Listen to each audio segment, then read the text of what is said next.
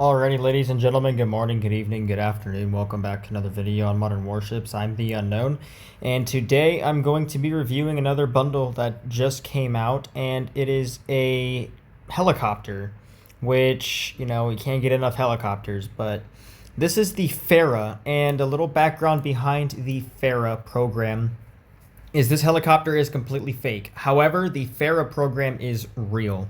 Farah stands for Future Attack Reconnaissance Aircraft. And one helicopter, part of that program in real life, as far as I know, from what I heard, is the 360 Invictus. Believe it or not, wherever it is. Yeah, this thing right here, the Bell 360 Invictus, is part of that Farah program. Anyways, little backstory. Yeah, this helicopter cost $35, and in this review, we're going to see if it's worth it. It is a legendary American helicopter, and considering that we've had previous legendary American helicopters that are really well in their own right, I have very, very high expectations for this helicopter. Because, right, we have the CH-1, which is very good for brawling. It is the best brawling helicopter in the game if you have it in multiple slots. The Dragonfly is the best multi-purpose helicopter. It has a very fast speed anti-air, anti-sub, and anti-ship. So I have very, very high expectations, and I'm going to review this very harshly. So, without further ado, I'm going to be comparing this to each American helicopter. So, this thing has a durability of 17,550 health, whereas the CH-1 has 18,200, and the Dragonfly is 15,600. So it has the second most durability. It has a speed of 113.7 knots. It's faster than the CH-1 and the Dragonfly. Okay.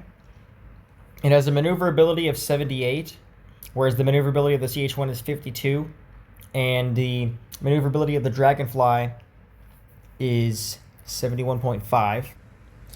All right, the view range is 9.6. View range is 9 and 8. So it has the best view range. So far, this thing is proving to be the best when it comes to the numbers. Surface or aerial visibility 4.6, 4.43, 4.39. It has an surface visibility of 4.19. 4.04. Okay, so it has pretty much, the numbers on this thing are proving to be better than all three of these, or better than all two of them, actually. The stealth is 1.5, 2.8, oh no, underwater visibility is 3.7, 2.87, 2.66, okay. The stealth is 1.5, we have 8 for this one, and then 6 for this one. So this one's not a stealth helicopter, which is weird because it looks more like a stealth helicopter than these do, to be honest. The recon data is 8, 8, and 8, and the aviation reserve is the same. So that concludes the overall stats of this helicopter. Let's go ahead and test it out.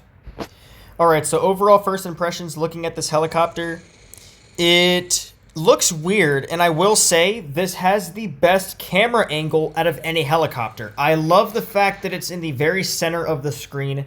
You can see the very center of it. It's not like angled to the side like this every time you move forward. I do love that a lot. The looks of this thing, it's very sleek. It looks like it's missing a tail, but the coaxial design is pretty nice. Those propellers make it look, it's a very unique looking helicopter. Let's go ahead and see the top speed of this helicopter. And it looks, oh God, 760 miles an hour. This helicopter damn near breaks the sound barrier, ladies and gentlemen. So this is now the fastest helicopter in the game. Let that sink in. It is the fastest helicopter in the game. All right, now let's go ahead and see the burst damage of each of the weapons. First off, we're going to get this nice cannon here. All right. It has a damage of 31,000 damage. All right, now we have the guided missiles here. 45,000 damage. We have another set of guided missiles here. 21,000. And then we have very accurate unflareable missiles. So my Iowa over there is just being greedy. But the burst damage of this helicopter is 125,000. So that is something to note. It is a very, very nice burst damage. And this cannon does attack submarines. So this thing is, it seems to be a new and improved Shuriken, in my opinion. So now this thing, I would say this thing is a worthy competitor of the Shuriken. If you have a lot of these, I don't know which cannon does more damage. I think they do the same. I'm not sure. I don't know if this one does more. But honestly, I would prefer this over the Shuriken simply because of the camera angle in this. I just like the camera angle a lot better. It just fits this thing a lot better. So I do want to get a quick burst damage to show you guys the overall damage of this helicopter. So let's go ahead, do a quick burst damage and show you guys just how much damage this thing can do. So yeah, it's going to be about 125. Depending on if you crit, it could go to 127 or so on and so forth.